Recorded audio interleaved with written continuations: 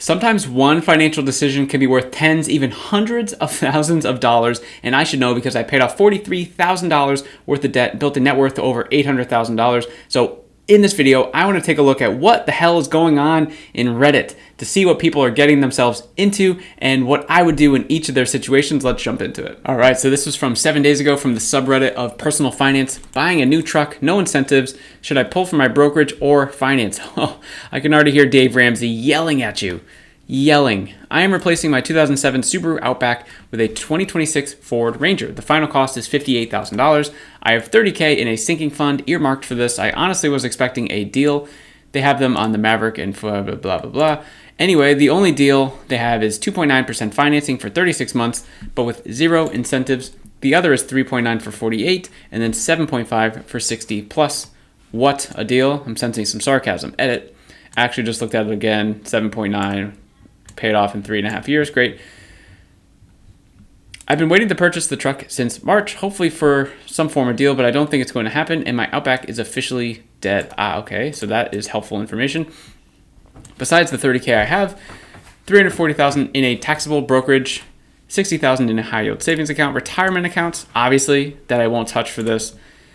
If I do the $30K down and finance the other $30 to account for fees, taxes at 2.9%, monthly payment, $870 for 36 months. Holy crap.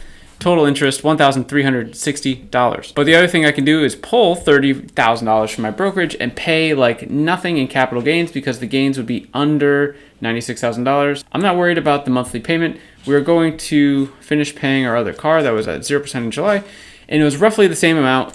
Blah, blah, blah, blah, blah. Let's get through the rest of this post here. So for me, the first thing that stands out is like, for some reason you want this 2026 Ford Ranger. Why can you not use this $30,000 that you already have earmarked for this and just buy something within that $30,000?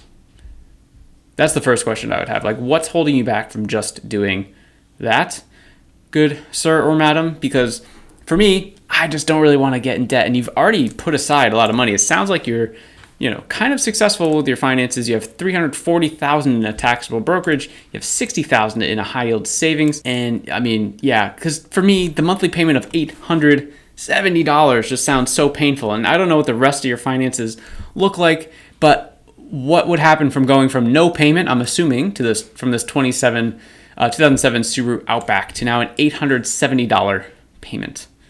Doesn't really go into much details of the rest of your finances. So that's what I would consider. I hate the idea of having this much of a down payment. I mean, I am a dad, so I understand if you are a dad or a parent and you want a safe vehicle to get from point A to point B. But to me, that's like screaming Subaru Outback, not this Ford Ranger. So that's just kind of the first thing that I'm thinking of.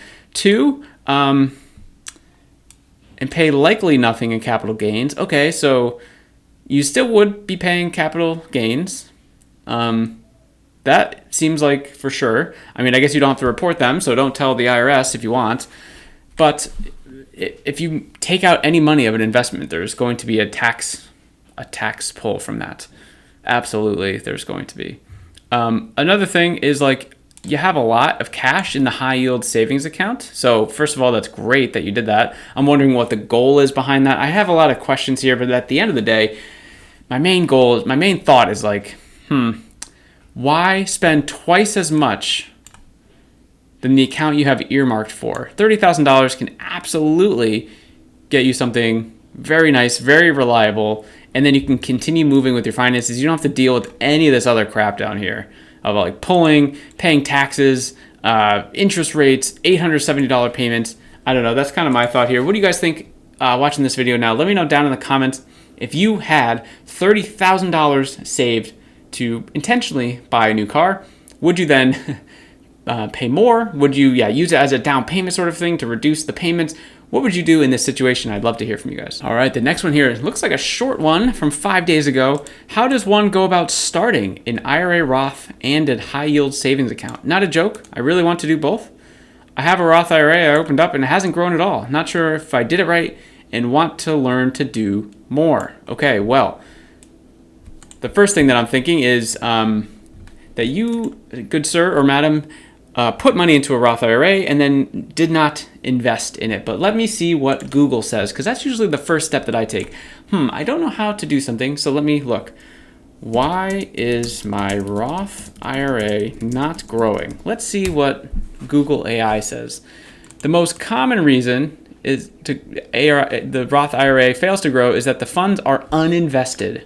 Simply depositing money into the account is not enough, and you must manually log into your brokerage, blah, blah, blah, and use the funds to purchase like index funds or whatever. So that is exactly what I was thinking, and that search took me 3 seconds to do. So what I would do is go to, I would Google or maybe watch a YouTube video on this of like wherever your account that you opened in. Personally, I have Vanguard, but whichever one you have, just watch a tutorial on how to do this. And now if you're not sure of like what to invest in and you're just kind of getting started in it, which is great, by the way, I think that you should just go into something super broad and general. So for example, I have Vanguard, and Vanguard has their own S&P 500 ETF, which is basically just a combination of the top 500 stocks in the US market.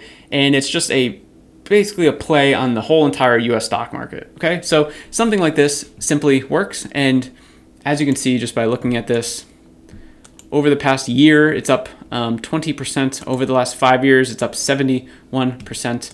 And it's up 572% overall when this started in 2010. So if the goal is to have a long-term investing vehicle, again, this is not me recommending Vanguard's VOO, right?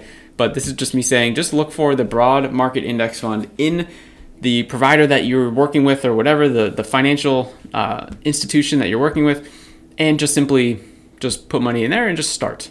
Just start. Starting is the most important. Everyone wants to try and optimize things when really at the end of the day, we just have to probably start.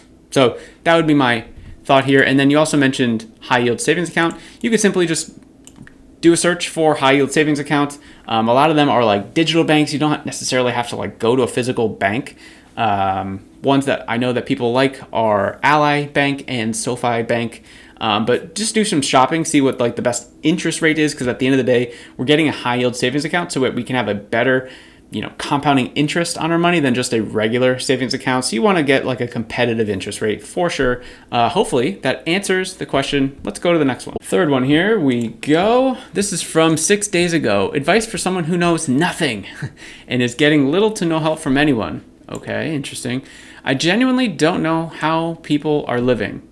I got a 20-hour job, $20 an hour job. I work 4 days, 8-hour shifts. Now, I would work 5, but I currently live with my parents, so I thought, what the hell? Allow myself a 3-day weekend. While I can, because while my parents does charge a good bit of rent, first of all, let's work on the grammar, the spelling here. It looks like they charge you $720. I'm at least still activating saving money at a decent rate. I don't know anything. But okay, natural next step, moving out, right? How? The price of everything is absurd, especially when I currently have no real prospects for potential roommates, no real career passions that will reliably pay out. Schooling will just lead me to debt, etc. And the source of the past, I'm seeing all these unemployed types who are living comfortably, somehow buying food and clothes and following their hobbies like skating, and I'm just seriously not getting it. I'm employed and I feel financially effed and miserable. They're unemployed and seemingly living better lives than I ever could with more freedom and yada yada yada. Can anyone break this down for me like numbers wise? Yes, I would love to break this down numbers wise. The first thing that stood out to me is that you're trying to relax too much. Whew. Is that painful? Is that uncomfortable? You're intentionally trying to have a 3-day weekend. You have a $20 an hour job and you're working 32 hours a week. It sounds like you have a lot of free time on your hands. And the reason why I can speak on this is because I was in your shoes. A while ago, I'm 37 years old now, okay? So I don't know how old you are, but I'm assuming you're living with your parents. You're probably in your 20s. I see this all the time where people get stuck and the finger is pointed outwardly. They're like, how is this person doing it? I am jealous of this person. You don't say that, right? But it's like, I am jealous of this person, or this public figure is the reason why I'm poor, or my boss stinks. And you just like start pointing the finger everywhere. except for inward. You're like, how can I? So what's really the end of the day is like, how can I change my own circumstances? So in the post here, you're saying that you don't really have any passions or prospects for roommates or career passions that will reliably pay out. Well, I don't think that really matters right now. I think what you need to do is work as much as humanly possible in this $20 an hour job and continue to look for other opportunities that will pay you more. Because what a lot of people do when they're living at home with their parents, and this is what I did, is you just sock away a ton of money. You sock away a ton of money so that you can, insert buying a home. Because right now, this is not the natural next step. I said buying a home, but like moving out. This is not the natural next step for you. The natural next step for you is to just work as much as humanly possible so that you can make as much as possible and just put it away. Because if your parents are paying you rent of $720, like, I don't know what the math is on what your paychecks are and things like that, but like that's still pretty steep for a $20 an hour job. So like you really need to be like doing a lot more.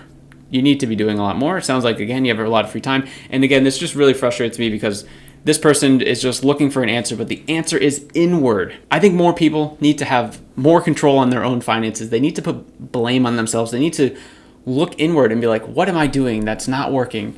How can I make this better?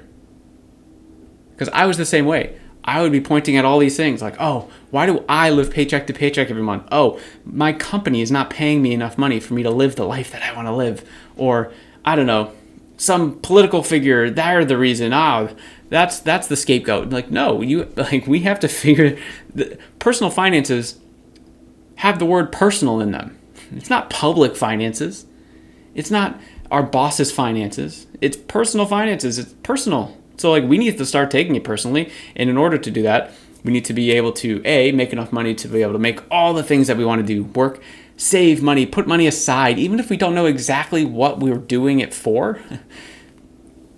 That's what we're doing it for. Like to be prepared for when something comes up, to be actually ready for it. So right now, my wife and I were putting aside money at the end of the month. If we have extras, we're putting money towards other financial goals. But like if there's even more extra, we're putting it towards this brokerage account, and we have no idea what we're going to be doing with it. We have no clue. But we know, and we've been rewarded in the past many times, that if we just keep putting money aside, when an opportunity comes up, we're going to be able to pounce on it.